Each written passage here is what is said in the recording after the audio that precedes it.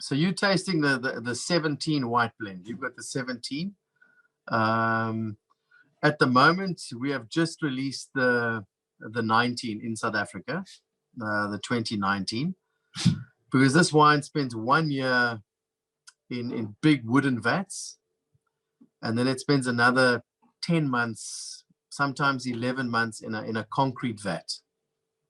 So it stays with us almost for 2 years before we release it. And it's a blend of everything. If you look at the back labels or you look on the fact sheets, it gives you an indication of what is in the wine, but it's not exactly what's in here, because you know there are a lot of different varietals in here. We've got about 13 different varietals in this blend, and this 2017 is mainly Chenin. We've got stuff like Marsanne, Roussanne, Grenache Blanc, Grenache Gris, Viognier, Verdelho, Colombard, Chardonnay, Palomino,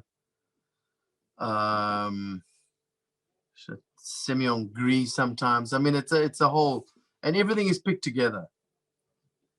Everything is picked together, and grapes are pressed together. The juices are blended together, and then just fermented in wooden vats, tanks, natural fermentation, and then after another 10 months in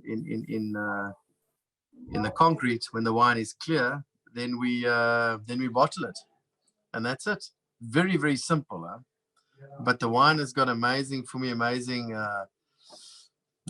power, amazing concentration. It's got nice length, and it ages so beautifully. Really ages nicely. I mean, it's not.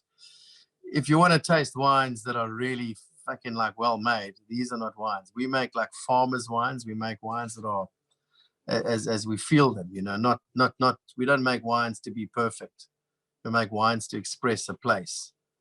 And so when you start doing this, blending them, you move away from the variety. When you smell the wine, you don't say, oh yeah, Chenin, you smell a white wine, and it should take you to a place, hopefully, if the wine is well made. I suppose. And how do you decide? I think one of the questions now is how do you decide all these blends that go in, to this wine? Was it because you had leftovers, or were there any factors that influence you to have so many varietals inside this?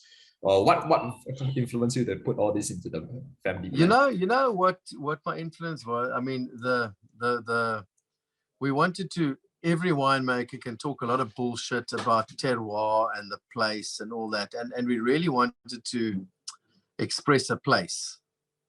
Okay, so if you come to me, if you come to the Swartland and you wanna like taste for exactly how this place, the best expression is to take some honey from here, and you take the honey and you taste it. It's amazing.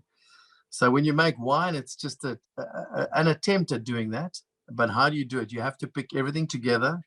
You make one decision to pick everything together, different vineyards, so almost 17 different parcels, pick them together on the one day. This takes 2 days to pick, to be honest, but you pick everything together. You make a decision, walking through the vineyards, evaluate. Some of the grapes are much riper and some aren't as ripe.